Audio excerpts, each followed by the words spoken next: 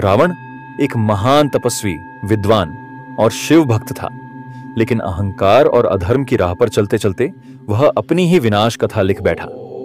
उसकी बुद्धि, जो वेदों और शास्त्रों में निपुण थी, मोह और अहंकार के कारण विपरीत दिशा में जाने लगी। यही कारण है कि कहा जाता है, विनाश काले विपरीत बुद्धि। रावण शिव का अनन्य भक्त था, जिसने कठोर तपस्या कर ब्रह्मा से अमृता का वरदान मांगा था। उसने देवताओं को भी अपने बल के आगे झुका दिया था। सोने की लंका, अपार वैभव, शक्ति और ज्ञान होते हुए भी वह अपने अहंकार पर काबू नहीं रख सका। उसे लगा कि वह संसार का सबसे शक्तिशाली प्राणी है और कोई उसे पराजित नहीं कर सकता। लेकिन उसका पतन तब शुरू हुआ जब वह अधर्म के मार्ग पर चल पड़ा। उसने अपनी बहन शूर्पणखा का अपमान सहन न कर पाने के कारण माता सीता का हरण कर लिया। उसने श्री राम की शक्ति को तुच्छ समझा, यह भूलकर कि वे स्वयं परमात्मा विष्णु के अवतार थे। जब कोई अधर्म की पराकाष्ठा को पार कर जाता है तो विधि उसका सर्वनाश निश्चित कर देती है। रावण के लिए भी यही हुआ। उसके गलत निर्णय, अहंकार और अधर्म ने उसके अंत की पटकथा लिख दी। त्रेता युग में जब अधर्म बढ़ने लगा, तब भगवान विष्णु ने अयोध्या के राजा दशरथ के घर श्री राम के रूप में अवतार लिया।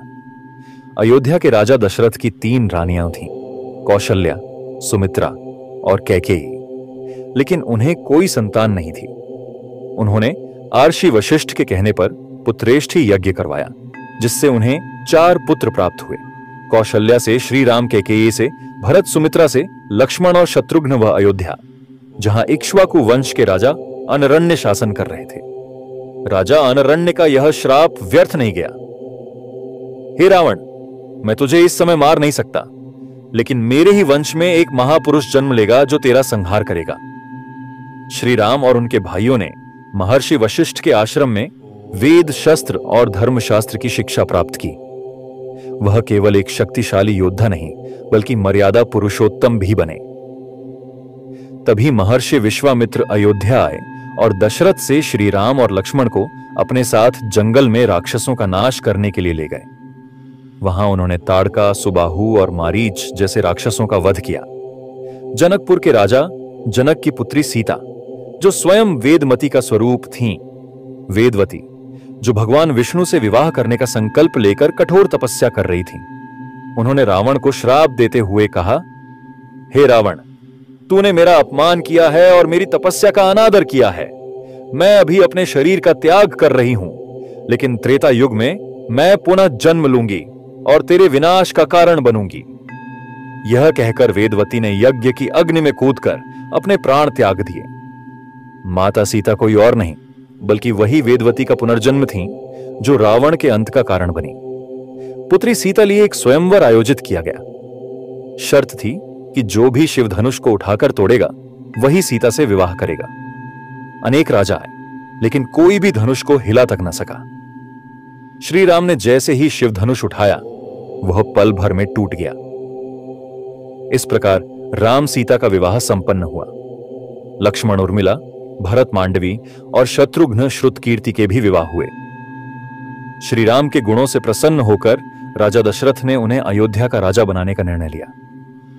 लेकिन तभी महारानी कैकेयी की दासी मंथरा ने उनके मन में विष भर दिया। कैकेयी ने दशरथ से 2 वरदान मांगे। 1. भरत को अयोध्या का राजा बनाया जाए। 2. श्री राम को 14 वर्षों का वनवास दिया जाए। मर्यादा पुरुषोत्तम श्री राम ने बिना किसी विरोध के वन जाने का निर्णय लिया। माता सीता और भाई लक्ष्मण ने भी उनके साथ वन जाने का संकल्प लिया। जब भरत को यह पता चला तो उन्होंने राम को मनाने की कोशिश की, लेकिन श्री राम ने पिता के वचनों का पालन करने का निश्चय किया। भरत ने अयोध्या का राज्य नहीं लिया और श्री राम की खड़ाओं को सिंहासन पर रखकर 14 वर्षों तक नंदीग्राम में तपस्वी की तरह राज्य चलाया। वनवास के दौरान उन्होंने कई ऋषियों से भेंट की, अनेक राक्षसों का वध किया और धर्म की स्थापना की। यही वनवास आगे चलकर रावण के अंत और धर्म की विजय की ओर बढ़ता गया। श्री राम, माता सीता और लक्ष्मण अपने वनवास के दौरान पंचवटी में निवास कर रहे थे। वहां रावण की बहन शूर्पणखा का आगमन हुआ। शूर्पणखा ने श्री राम को देखा और उन पर मोहित हो गई। उसने विवाह का प्रस्ताव रखा, लेकिन श्री राम ने कहा कि वे पहले से विवाहित हैं और लक्ष्मण अविवाहित हैं। शूर्पणखा लक्ष्मण के पास गई, लेकिन उन्होंने भी उसका उपहास किया। क्रोध में आकर उसने माता सीता पर आक्रमण करने का प्रयास किया, जिससे लक्ष्मण क्रोधित हो गए और उन्होंने अपने खड्ग से उसकी नाक और कान काट दिए। शूर्पणखा घायल होकर अपने भाइयों खर और दूषण के पास गई और उनसे प्रतिशोध लेने के लिए कहा। श्री राम और लक्ष्मण ने उन दोनों राक्षसों सहित उनके 14,000 सैनिकों का संहार कर दिया। अपनी बहन का अपमान सुनकर रावण क्रोधित हुआ और उसने माता सीता के हरण की योजना बनाई। उसने मारीच को स्वर्ण मृग बनाकर राम को वन में भेजने के लिए कहा। जब श्री राम स्वर्ण मृग का पीछा करने गए तो लक्ष्मण और सीता अकेले रह गए। तभी रावण एक साधु का वेश धारण कराया और माता सीता से भिक्षा मांगी। जैसे ही माता सीता ने लक्ष्मण रेखा पार की, रावण ने अपनी असली रूप धारण किया और उनका हरण कर लंका ले गया। श्री राम ने माता सीता की खोज के लिए हनुमान जी को भेजा। उन्होंने समुद्र पार कर लंका में प्रवेश किया।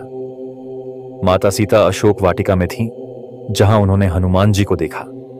हनुमान जी ने उन्हें श्री राम की अंगूठी दी और कहा कि श्री राम उन्हें मुक्त कराने आएंगे। हनुमान जी ने रावण को संदेश दिया, लेकिन रावण ने उनकी बात नहीं सुनी और उन्हें बंदी बना लिया। रावण ने उनकी पूंछ में आग लगवा दी, जिससे हनुमान जी ने पूरी लंका जला दी और समुद्र पार कर श्री राम के पास लौट आए। श्री राम ने समुद्र पर सेतु, राम सेतु बनवाया और वानर सेना सहित लंका पर चढ़ाई कर दी। विशाल युद्ध हुआ, जिसमें रावण के सभी योद्धा, मेघनाद, कुंभकर्ण और अनेक राक्षस मारे गए। अंततः श्री राम और रावण का महासंग्राम हुआ।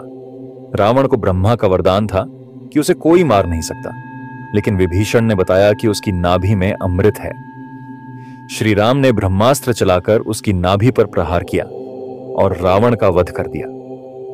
रावण के अंत के साथ अधर्म का नाश हुआ और श्री राम सीता अयोध्या लौटे। यही रामराज्य की स्थापना का आरंभ था। सत्यमेव जयते, सत्य और धर्म की सदैव विजय होती है। इस प्रकार रावण के अंत के साथ हमारी रावण लीला का भी समापन होता है। यह कथा हमें सिखाती है कि अधर्म, अहंकार और अन्याय का अंत निश्चित है और सत्य की सदैव विजय होती है। फिर मिलेंगे एक नई पौराणिक कथा के साथ, एक नए संदेश और सीख के साथ। तब तक के लिए जय श्री राम। आपका दिन शुभ हो। नमस्कार।